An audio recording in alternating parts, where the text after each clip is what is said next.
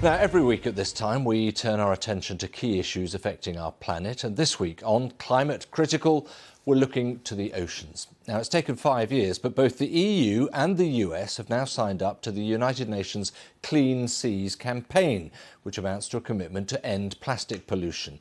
That announcement came at the UN Oceans Conference on Friday, and it's quite a commitment. It means that with other new countries joining them, nearly 80% of the world's coastlines are covered by that deal.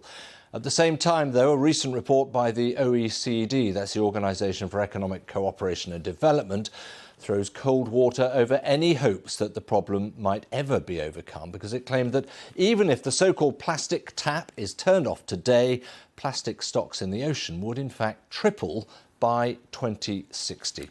Well, I'm joined now by two people engaged in the actual task of removing that plastic. Elise Depenoux is Head of International Communications for the Sea Cleaners based in Paris, and Joel Baziuk is Associate Director at Global Ghost Gear Initiative, joining us from White Rock in British Columbia. Ghost gear, that's the name given to the vast amount of discarded fishing gear in the ocean. Joel, we'll come to that in just a moment. I did want to start with you, Elise, because you deal with what for most people is the sort of classic perception of plastic rubbish in the ocean.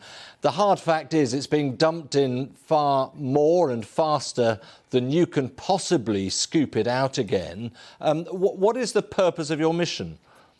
Okay, good morning, David. Thank you for inviting us to the show. Actually, the Sea Cleaners is a French association founded in 2016, and we have 4 missions. We reduce plastic pollution at its source through raising awareness and educating. We collect plastic waste at sea and on land. We contribute to scientific research, and we encourage movement towards a circular economy. Right.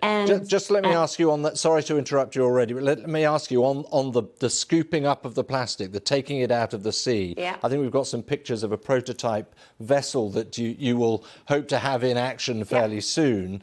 Yes. What does that do to help? I don't mean to be crude about it, but it is such a vast reservoir of waste, and 1 or 2 vessels is not going to change that. No, but we actually, when this giant boat called the Manta, it's a giant catamaran, will be launched in 2025, we will show the plan in open data. So any country can build this boat, and 300 boats if the country wants, but it's supposed to be an ambassadorship.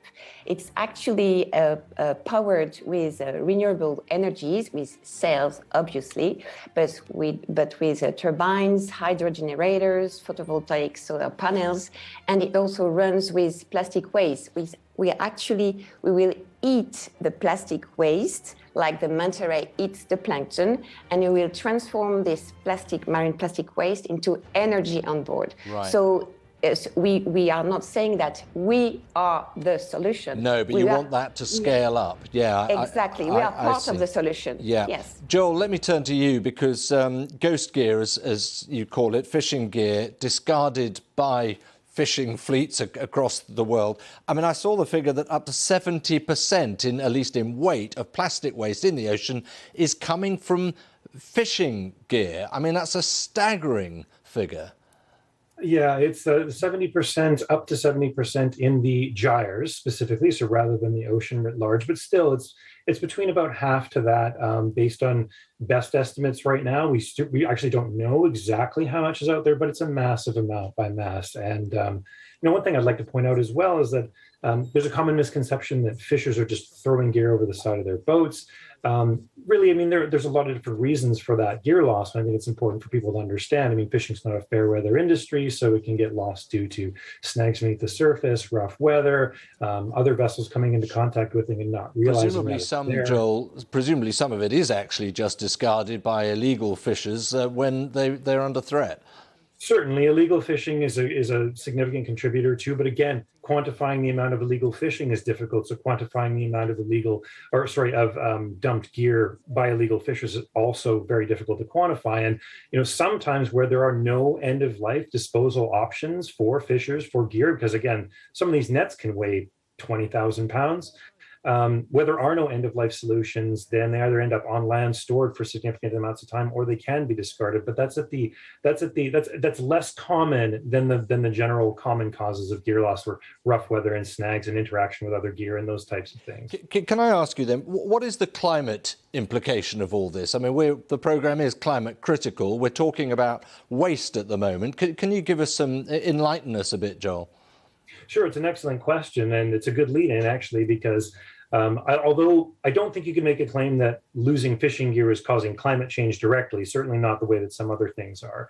But the opposite is very much true. As climate change begins to create increased intensity of storm systems, particularly in areas like the Caribbean, where we're doing a project right now, those increased storm systems are causing more gear loss, because the fishers with deployed traps or fish pots or things like that out there, those intense storm systems can cause them to become lost, separated from their buoys, where they will then they will remain in the ocean, where they can continue to trap species in a cyclic manner over and over again. So that's one of the main links between lost gear and climate change, is that as we get more intense weather, we get more gear loss. I mean, you two have a common purpose here, which is about cleaning up the oceans, but in very different tracks in a way. And I wonder, Elise, what is your motivation for the work you're doing? What are you actually trying to achieve? Well, actually, we know that 6 facts affecting global warming are correlated to the life of plastic. So actually, we have to move on this.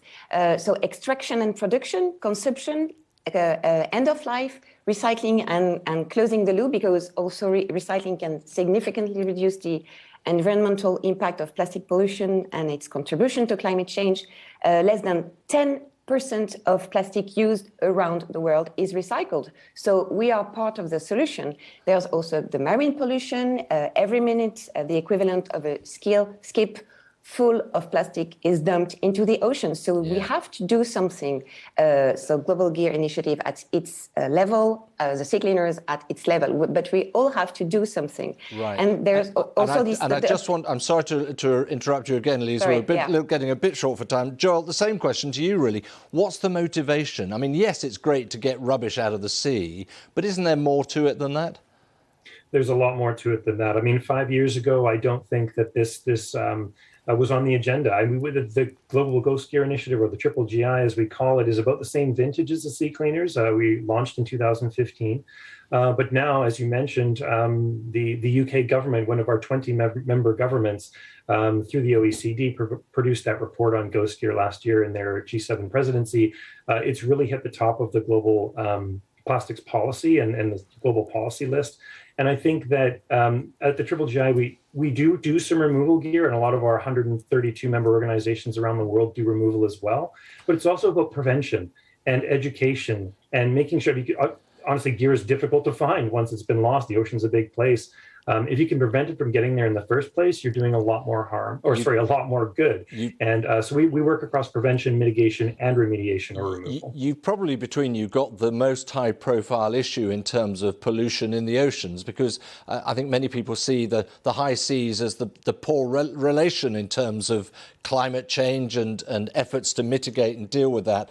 But let me ask you, Elise, that figure from the OECD, that there'll be 3 times the amount of plastic waste in the seas by 2060, even if there's no more plastic ever produced. Do you think that's realistic? Can you do anything about that?